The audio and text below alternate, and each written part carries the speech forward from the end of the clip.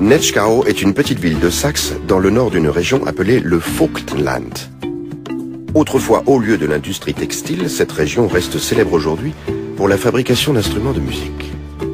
Quant à ses habitants, ils ont la réputation d'être têtus, mais très accueillants. Werner Schöder est né dans cette ville en 1926. Il y a peut-être laissé des traces.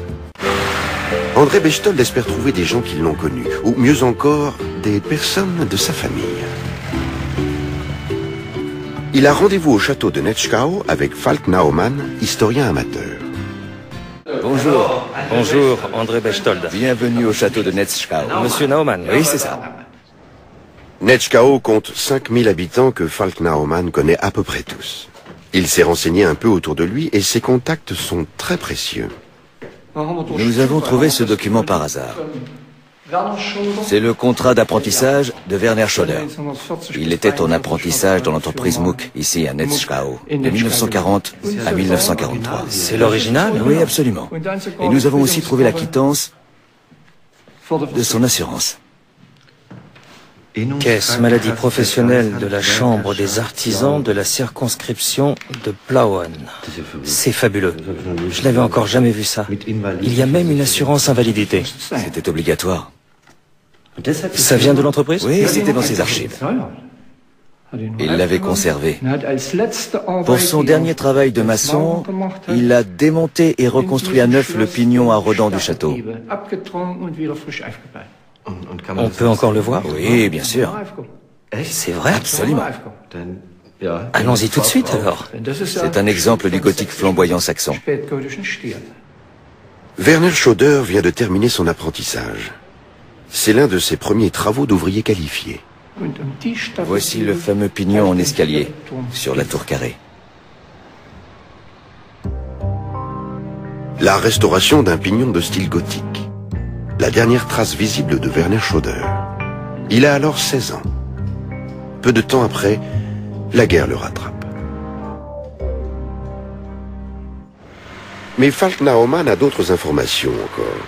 Il a trouvé des parents de Werner Schöder. Une nièce en l'occurrence, la fille de sa sœur. Cette dame a passé toute sa vie à Netschkau. Elle doit sûrement savoir d'autres choses sur la famille. Naturellement, elle ne s'appelle plus Schöder, mais elle porte un nom célèbre. Madame Merkel? Oui. Bonjour. Bonjour. Monsieur Merkel? Mon mari. Lui-même. Vous avez un rapport avec des Merkel célèbres? Non, non, rien à voir. Rien à voir. Non, malheureusement. Alors, vous êtes né... Hocke.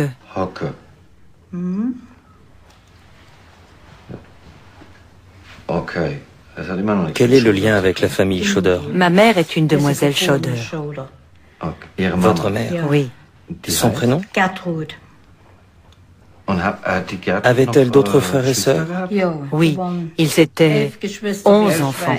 11 enfants. Alors il y avait Erwin, Elfried,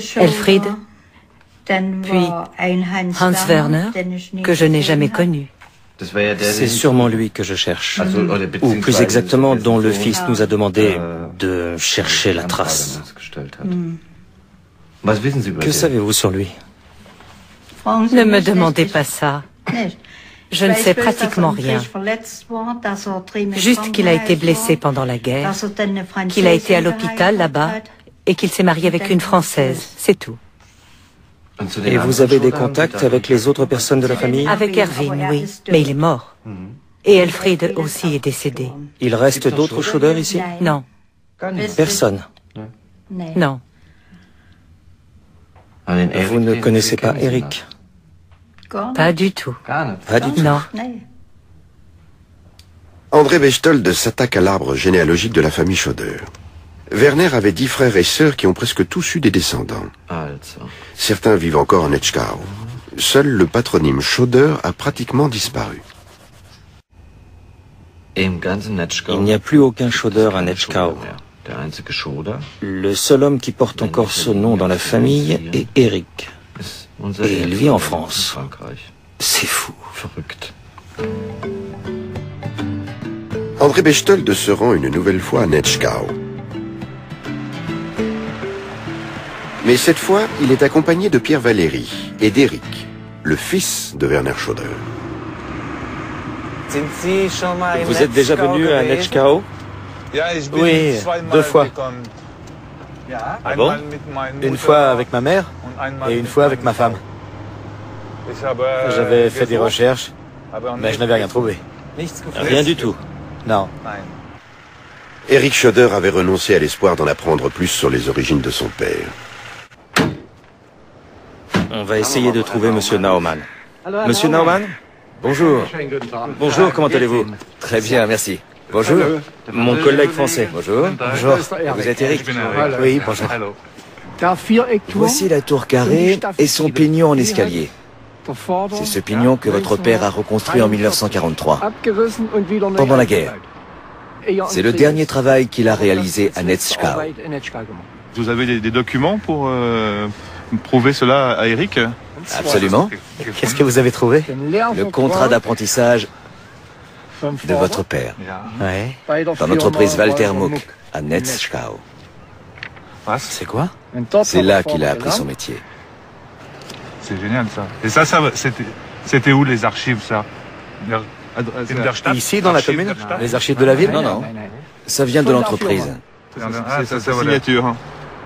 Donc c'est la signature de votre papa quand il avait 14 ans, et là, votre grand-père qui était déjà beaucoup plus âgé puisqu'il y avait une grande différence d'âge. Ouais, tout à fait, génial. Tenez. Le dossier c'est pour vous. Merci infiniment. Je vous en prie. Merci pour tout. Ouais, ça c'est terrible d'avoir ça. Faut arrêter maintenant. C'est vrai que c'est super. Sur le contrat d'apprentissage figure également l'adresse du dernier domicile de Werner Schoder, 16 rue Gabelsberger. C'est là que sa famille a vécu jusqu'en 1945. Une nouvelle surprise attend Eric devant la maison. Bonjour. Bonjour. Comment allez-vous? Bien, merci. Bien. Bonjour.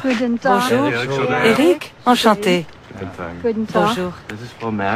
Cette dame est Madame Merkel, qui est votre cousine. Madame Merkel? La fille de Gertrude. Non. Ma cousine. Je ne vous imaginais pas si grand. Je vous croyais plus petit. Ma mère mesure 1,55 m, ma tante aussi. Tout le monde mesure moins d'1,60 m. C'était la sœur aînée de votre papa? Gertrude, c'était une sœur de mon père, ouais. Tu es marié? Oui. Et j'ai 2 enfants. 2 enfants? Un garçon et une fille. Les grands-parents avaient combien d'enfants? Ils étaient 11. 11? Oui, 11 enfants. Et ils habitaient tous ici, Ici? dans la maison verte. Vous aussi, vous avez habité ici? Oui, quand j'étais enfant. Est-ce qu'Eric a d'autres oncles et tantes? Comme je vous l'ai dit, ils sont tous morts. Erwin, Elfriede, Oui, mais du côté des cousins, oh, il y en a plein. où sont-ils? Tous réunis. Où ça? Chez moi. Ils sont tous chez moi. Non. Si, ils vous attendent.